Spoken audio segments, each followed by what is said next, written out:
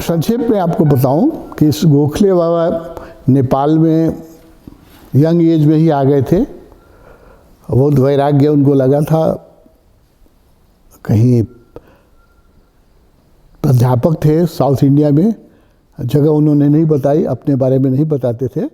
दक्षिण भारत में कहीं गोखले तो दक्षिण भारत में की टाइटल है, महाराष्ट्र में टाइटल है। तो कहीं वो प्रोफेसर थे, उनकी शादी होने वाली थी, शादी की व्यवस्था हो रही थी, तो उनको लगा कि हम शादी में फंसे तो फिर गृहस्थी में फंस जाएंगे। जैसे रज्जब भाग गया था ठीक शादी के समय, बारात के उससे भाग गया था, तो उसी समय जब इनकी शादी तय हो रही थी, सब व्यवस्था हो रही थी, इनको लगा कि हम फंस जाएंगे, तो निकल आए। और करीब नेपाल में 80 साल से ज़्यादा रहे ये। बहुत लंबी उम्र थी इनकी, 115 साल 16 साल में शरीर छोड़ा है। जब मैं इनसे मिला उसी समय 110 साल के हो गए थे, लेकिन इनका मस्तिष्क एकदम ठीक था और शरीर से भी ठीक थे, अपने चलते फिरते थे। मतलब 110 साल में लगता नहीं था कि 110 साल के हैं। जब इनके विषय में मैंने सुना तो हिठौड़ा में मेरा एक समय प्रोजेक्ट था, एक उस समय एक्टिवली मैं कंसल्टेंसी कर रहा था। हिठौड़ा में एक बहुत बड़ा मेरा प्रोजेक्ट था, वहाँ मुझे जाना पड़ता था बराबर, और बाद में रहना भी पड़ा 1-1.5 साल। तो उस दरमियान में मैं उनसे मिलने गया। जब मिलने गया पहली बार, तो मुझे देखते ही उन्होंने कहा कि हमारे साथ 1-2 मित्र और भी थे, हम लोग गए थे, तो देखते ही मुझे उन्होंने कहा कि आप तो पहले भी मिल चुके हैं, पहले भी आ चुके हैं। तो मैंने कहा कि नहीं, माला वाले मेरे बहुत सारे गुरु भाई रहते हैं यहाँ नेपाल में, तो वो आपसे कोई मिले होंगे, आपको भ्रम हो रहा है, मैं तो आपका नाम सुन के पहली बार आ रहा हूँ।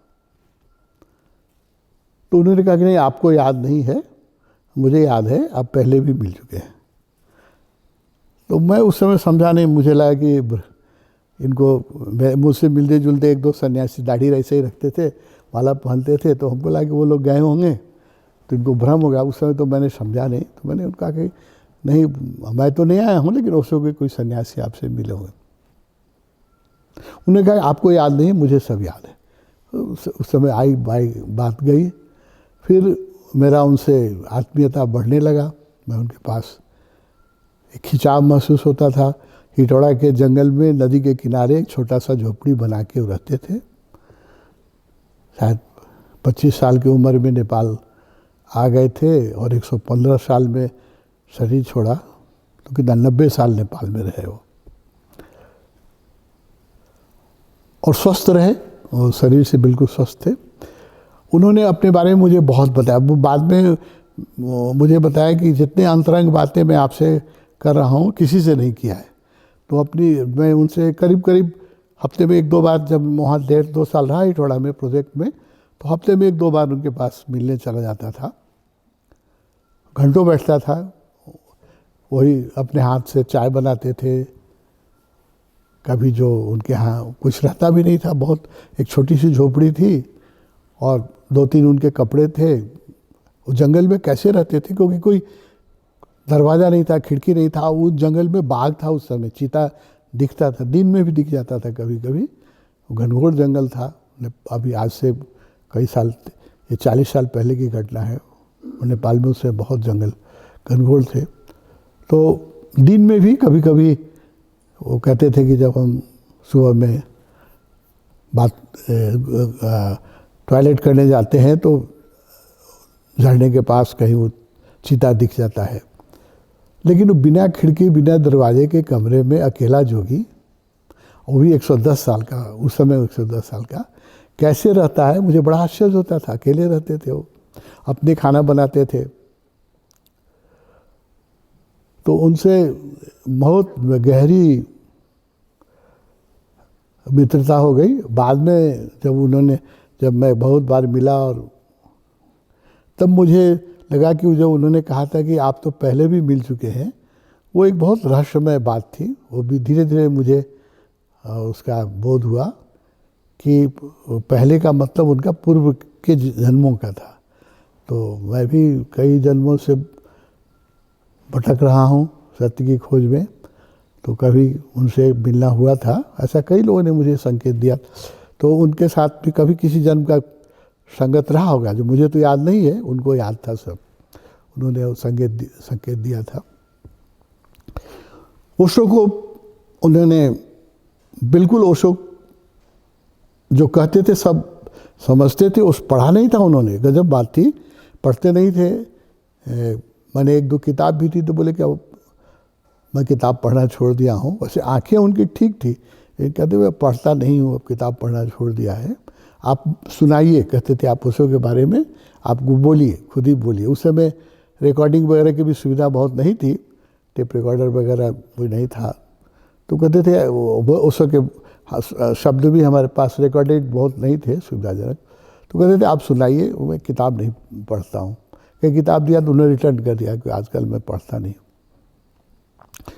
लेकिन उनको सब पता रहता था ओशो के बारे में, और ओशो को बहुत समादर करते थे भीतर से। एक ट्रेडिशनल सन्यासी, अच्छा सन्यासी भी वो अपने को नहीं कहते थे, क्योंकि वो सफ़ेद वस्त्र पहनते थे, गहरी वस्त्र नहीं पहनते थे, सफ़ेद वस्त्र, सफ़ेद धोती पहनते थे, एक चादर ओढ़ते थे। तो अपने को स्वामी भी नहीं कहते थे, गोखले बाबा के नाम से वहाँ प्रसिद्ध थे।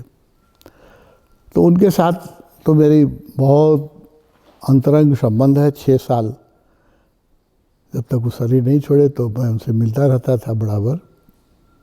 और मुझे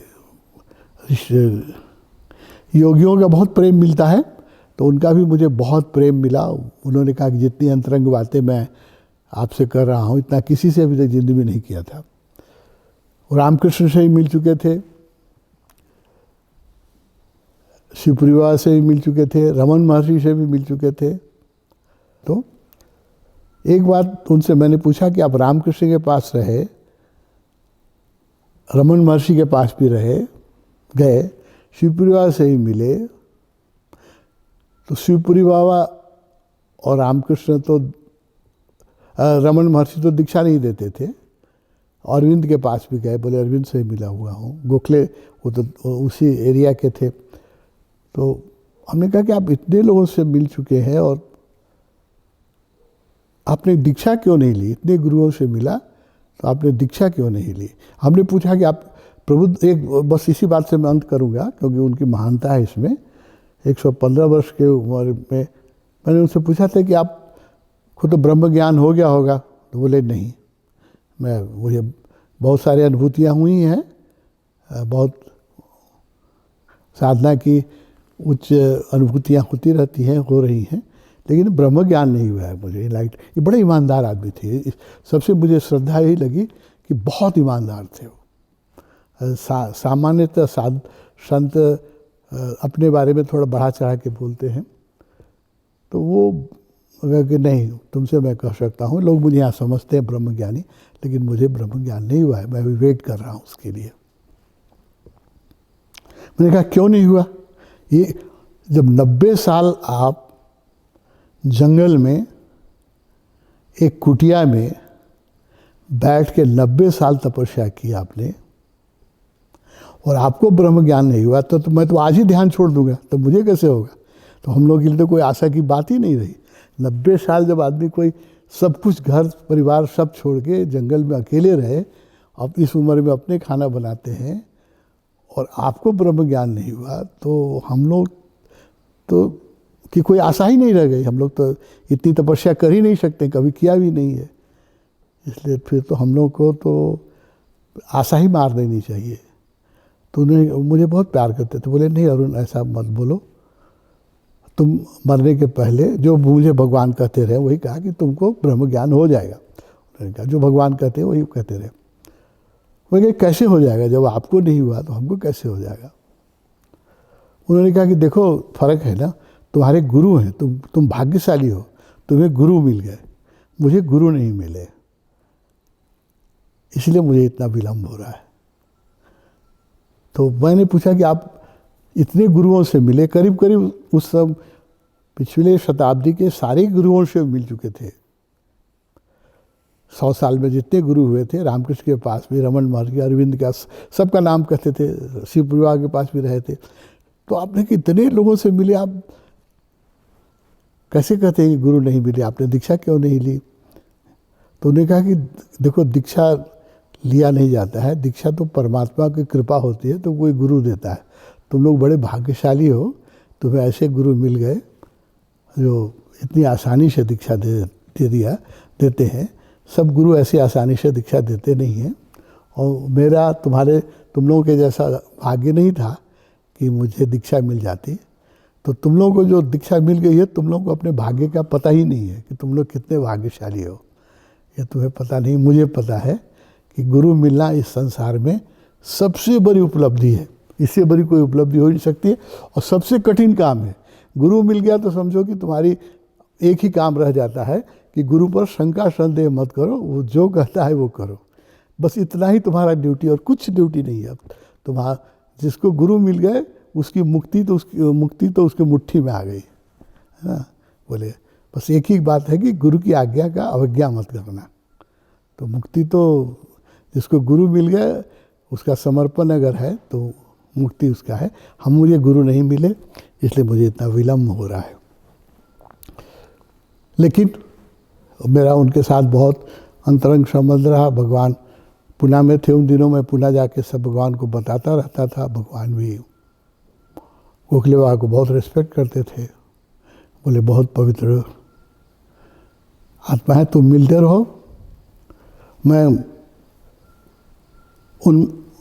उनकी मदद करूँगा। भगवान ने कहा मैं उनको मदद करूँगा। और जब उन्होंने शरीर छोड़ा, बहुत दुखद स्थिति थी मेरी उस समय, तो भगवान से मैंने उनके बारे में पूछा। तो भगवान बोले मैं निश्चिंत हो गया। वो मरने के पहले उनको ब्रह्म ज्ञान हो गया, मृत्यु के पूर्व। वो अब नहीं आएंगे, उनका आना जाना पूरा हो गया, इस पृथ्वी पर अब कभी नहीं आएंगे। उन्होंने अपने टारगेट को हिट कर लिया। जिस काम के लिए 90 साल जंगल में थे, वो टारगेट ही। तो मैं उनके लिए रोता था। भगवान बोले कि नहीं, तुम तो शोक मत करो, वो जो है मुक्त होके गए हैं, तो उनका जो काम था वो पूरा हो गया। तो इसलिए कह रहा हूँ कि हम लोग को गुरु मिल गए हैं सस्ते में, तो गुरु का किसी के मन कोई महत्व ही नहीं है। हम लोग तो कभी माला पहनते हैं, कभी फेंक देते हैं, कभी फ़ोटो रखते हैं, कभी निकाल देते हैं, कभी ध्यान करते हैं, कभी नहीं करते हैं। कि हम लोग को बड़े सस्ते में गुरु मिल गए, तो हमें उसका महत्व नहीं मालूम पड़ता है। गोखले बाबा से जो बात हुई, तब मुझे पता चला कि गुरु मिलना। उन्होंने कहा कि मैं इतने गुरुओं के पास गया, हमने कौन दीक्षा ली? बोले कि उन्होंने दीक्षा दी नहीं, मेरा भाग्य नहीं था, मेरे पुण्य नहीं पूरे हुए थे, इसलिए मैं भटकता रहा, किसी गुरु ने दीक्षा नहीं दी। इसलिए मुझे 115 साल की उम्र तक इस शरीर को, वृद्ध शरीर को खींचे। और इतनी साधना कर रहे थे, बहुत साधना करते थे, अकेले साधना। उससे ज़्यादा तो कोई साधना कर ही नहीं सकता। 90 साल अकेले जंगल में बैठ, उससे ज़्यादा तो कुछ संभव ही नहीं है। तो उनके बारे में फिर कभी और बात करूँगा। इतना ही बताएं कि तुमको जो गुरु मिल गए हैं, तो ये तुम्हारे जीवन की सबसे बड़ी उपलब्धि है। और जितने लोग सुन रहे हैं उनको कह रहा हूँ, जिनके जो ओशो के शिष्य हैं, उनके वो बड़े भाग्यशाली हैं, या किसी भी इनलाइटेड व्यक्ति के जो शिष्य हैं, वो बड़े भाग्यशाली हैं। सबसे बड़ा जो सौभाग्य हो सकता है मनुष्य के शरीर में, राजा हो जाना कोई सौभाग्य नहीं है, पद पर पहुंच जाना कोई सौभाग्य नहीं है।